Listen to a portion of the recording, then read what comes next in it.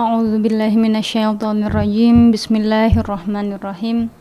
Assalamualaikum warahmatullahi wabarakatuh. Selamat pagi, salam sejahtera untuk kita semua. Baik, dalam kesempatan yang berbahagia ini, marilah kita melanjutkan pembahasan kita dengan tema besar fikih, yang mana pada kali ini kita akan membahas fasal tentang tayamum. Untuk lebih barokahnya lagi, sebelum kita memulai, marilah kita kirim Al-Fatihah kepada musonif dan para guru kita. Semoga apa yang kita dapatkan pada pagi hari ini menjadi ilmu yang barokah dan penuh manfaat. A'udzubillahi minasyaitonirrajim. Bismillahirrahmanirrahim. Allahumma inni atawassalu ilaika binabiyika wa rasulika Muhammadin sallallahu alaihi wasallam wa ala alihi wa sahbihi wa bi awliyaikal muqarrabin wa bi masyayikhi wa masyayikhi masyayikhina khususan Syekhna Syamsul Arifin wa Syekhna As'ad wa Syekhna Ahmad wa Wayad As'ad wa Syekhna Dhafir Munawwar wa Syekhna Kiai Harir Abdul Azim wa Syekhna Kiai Muzakir Ridwan wa Haddatu Syekh Hasim Asy'ari antahdiana ila siratikal mustaqim wa tarzuqana imanan shadiqan wa ilman nafi'ah wa amalan mutaqabbala wa rizqan thayyiban wasi'an halalan wa waladan. Tsumma khususan ila Syekh Muhammad bin Qasim Al-Ghazi wa khususan ila Syekh Abi Syuja wa nafa'ana bi ulumihima fid dharaini sya'lillah. Lahumul Fatihah. A'udzu billahi minasyaitonir rajim. Bismillahirrahmanirrahim. Alhamdulillahi rabbil alamin. Arrahmanir rahim. Maliki yaumiddin. Iyyaka na'budu wa iyyaka nasta'in. Ihdinas siratal mustaqim. Siratal ladzina an'amta 'alaihim ghairil maghdubi 'alaihim waladdallin. Amin. A'udzu billahi minasyaitonir rajim. Bismillahirrahmanirrahim. Faslun ay hadza faslun. Adapun ini ialah suatu fasal. Wa syaraitu tayammumi, dan adapun syarat-syaratnya tayamum itu khamsatu asya'a, ada 5 perkara. Wujudul udri, yang pertama adanya uzur. Uzurnya itu bisa farin, sebab melakukan perjalanan, au marodin, atau uzurnya itu berupa sakit. Wadukhulu waqtin, dan masuknya wadukhulu waqtis sholati, dan masuknya waktu sholat. Kemudian syarat tayamum yang kedua adalah masuknya waktu sholat. Watolabul ma'i, dan yang ketiga mencari air. Wa ta'adzaro, dan yang keempat uzur isti'maluhu, apa menggunakan air. Wa i'wazuhu, dan susahnya menemukan air. Ba'da talabi, setelah mencari air. Wa turabu, dan yang kelima adalah menggunakan tanah. Wa turabu, dan tanah, at-tahiru, yang suci. Alladzi, tanah, lahu, ialah boleh bagi tanah, ghubarun, adapun debu. Fa'in, oleh karena itu jika khalata, bercampur hu kepada turab, jasun, apa gips atau plester, au romlun, atau pasir, lam yajuz, maka tidak boleh tayammum. Jadi sebelum kita membahas dalam syarat-syaratnya tayamum, maka perlu lebih dulu kita ketahui apa itu tayamum. Jadi secara bahasa, tayamum memiliki makna menyengaja. Wa tayammumu lughatan al-qasdu. Tayamum secara bahasa adalah menyengaja. Sedangkan secara syara, menurut tuntunan syariat dalam agama Islam, lebih takhsusnya menurut fikih, tayamum itu adalah meratakan debu atau tanah yang suci kepada wajah dan kedua tangan, yang mana tayamum ini adalah sebagai ganti daripada wudhu atau dalam sebagai ganti dari wudhu atau mandi. Dan ada pengertian lain secara syara yang mengatakan bahwa tayamum itu adalah membasuh anggota dengan syarat-syarat tertentu. Jadi bedanya tayamum sama wudhu itu hanya pada medianya. Kalau tayamum itu menggunakan turab atau debu yang suci. Sedangkan kalau wudhu itu menggunakan air yang suci. Kemudian kita masuk pada syarat-syarat daripada bertayamum. Jadi syarat-syaratnya tayamum menurut kitab takrib, yang mana saya juga mengambil sedikit pembahasan yang berada di dalam kitab Fathul Qorib yang merupakan syarah dari kitab takrib, menjelaskan bahwa syarat-syaratnya tayamum itu ada 5 perkara. Yang pertama, wujudul uzri bisafarin au marodin. Yang pertama itu memang adanya uzur, baik uzurnya itu karena melakukan perjalanan ataupun memang karena sakit. Contohnya kita itu misalnya itu naik pesawat, kemudian kita sudah masuk waktu sholat, terus ternyata kita lupa melakukan jamak takdim atau jamak takhir yang memungkinkan akan habisnya waktu sholat tersebut. Maka ketika itu kita dibolehkan untuk melakukan tayamum sebab safar atau sebab perjalanan, seperti itu. Maka itu boleh. Au marodin, atau karena sakit. Misalnya kita sakit, yang mana sakitnya itu yang mana kalau kita sentuh air itu menambah sakit kita. Maka di situ kita dibolehkan untuk bertayamum, menggantikan media bersih suci air menggunakan debu atau tanah yang suci. Itu syarat yang pertama, ada uzur. Kemudian syarat yang kedua adalah masuknya waktu sholat. Jadi tayamum ini berlaku ketika sudah masuk waktu sholat, seperti itu. Jadi ketika belum masuk waktu sholat, maka kita tidak boleh bertayamum, kayak gitu. Jadi tayamum itu memang harus masuk waktu sholat. Jangan seperti 30 menit sebelum duhur itu kita sudah bertayamum, maka tayamum kita tidak sah. Karena memang tayamum ini diperuntukkan untuk satu waktu sholat saja. Beda dengan wudhu. Kalau wudhu itu kita bisa berwudhu untuk sholat duhur, sholat sambung ke sholat asar, kita bisa menahan wudhu. Tapi kalau tayamum tidak. Tayamum itu hanya di satu waktu sholat itu sendiri. Misalnya duhur, berarti tayamum itu ya memang hanya untuk duhur. Ketika masuk waktu asar, meskipun belum batal wudhu tayamum kita, maka kita harus bertayamum lagi di waktu sholat asar, seperti itu.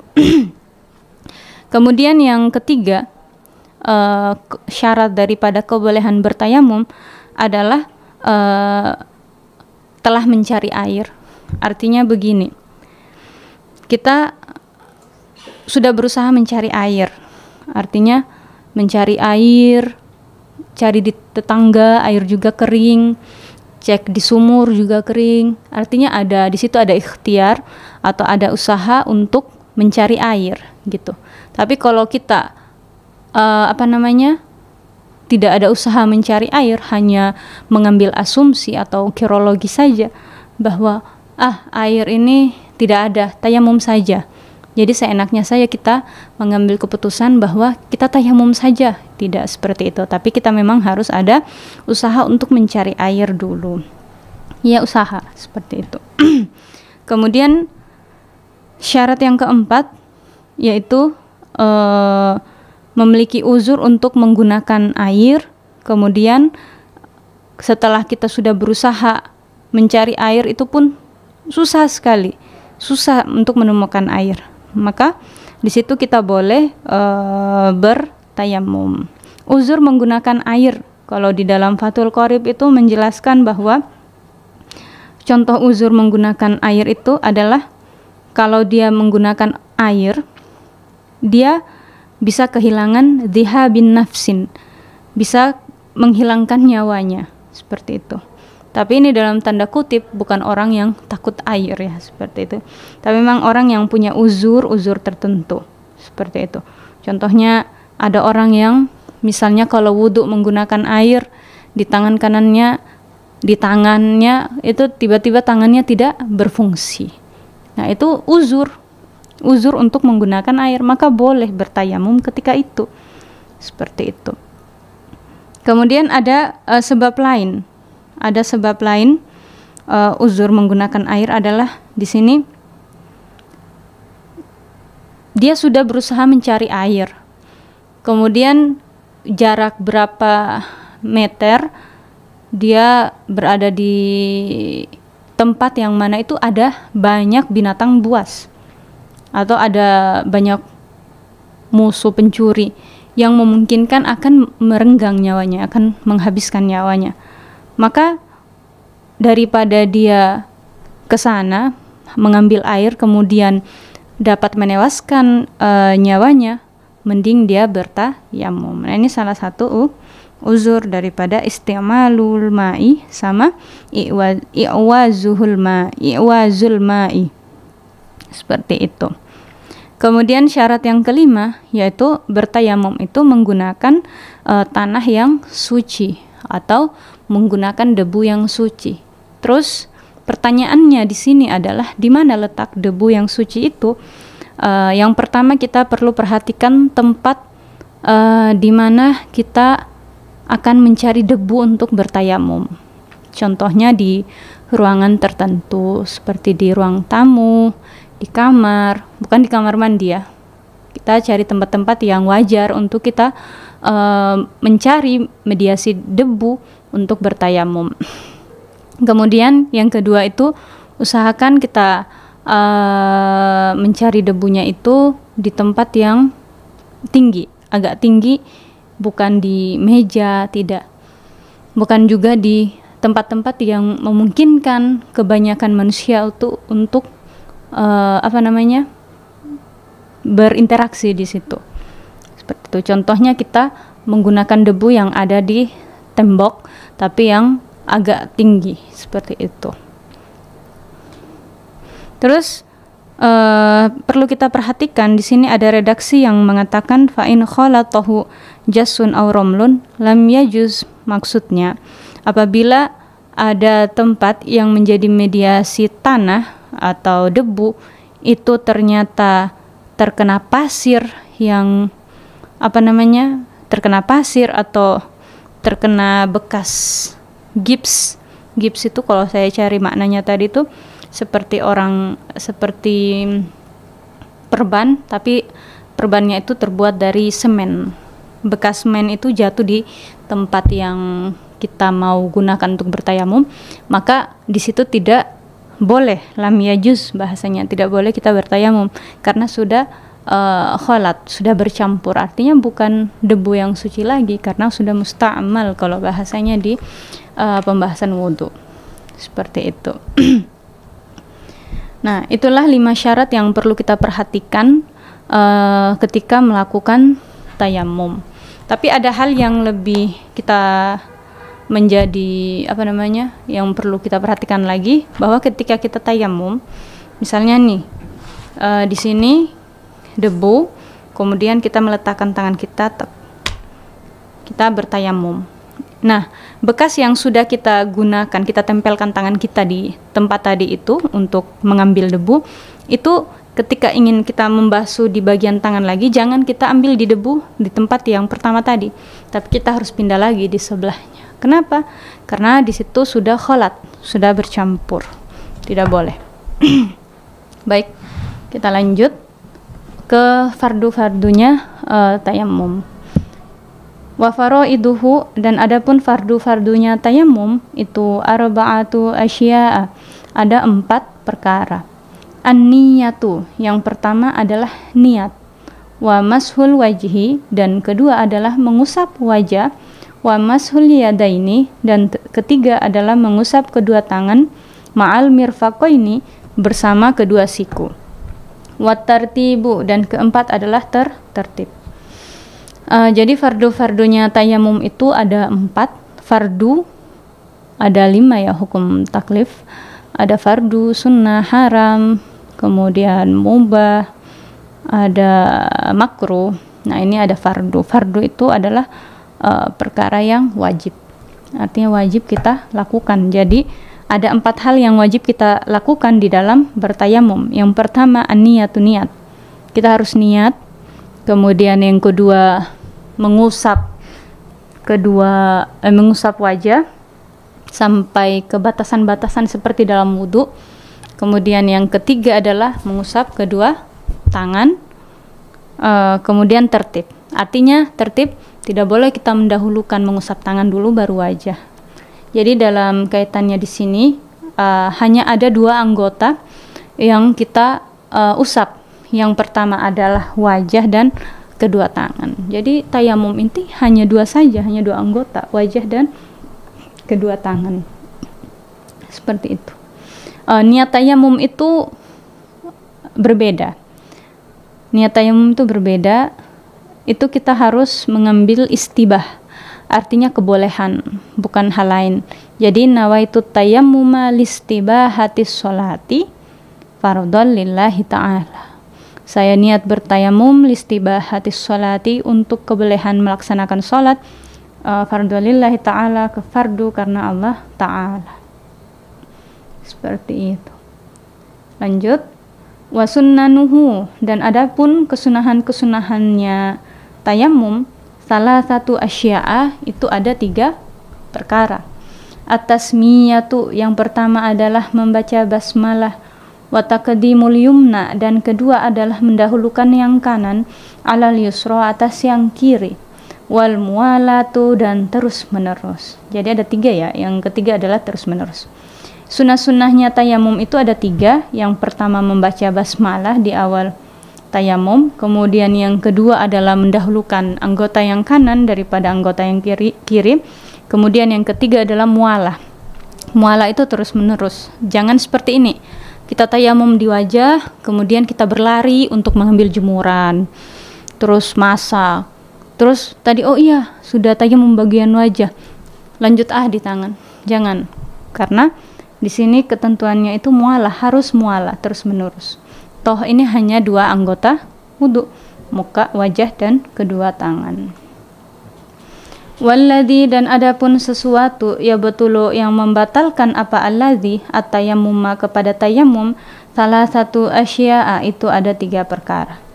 Ma, itu sesuatu abotala yang membatalkan apa sesuatu al-wudu'a kepada wudu. Waru'yatul ma'i, dan melihat air fi ghairi waktu sholati, pada selain waktu sholat. Wariddatu, dan keluar dari syariat Islam. Jadi ada 3 perkara yang perlu, ada 3 hal yang membatalkan wudu. Yang pertama, segala sesuatu yang batal pada, ada 3 perkara yang membatalkan tayamum. Segala sesuatu yang batal pada wudu, maka batal juga pada tayamum. Seperti kita kentut, kita buang air kecil, kita menyentuh dengan yang bukan mahram, itu juga membatalkan tayamum. Kemudian yang kedua adalah kita melihat air.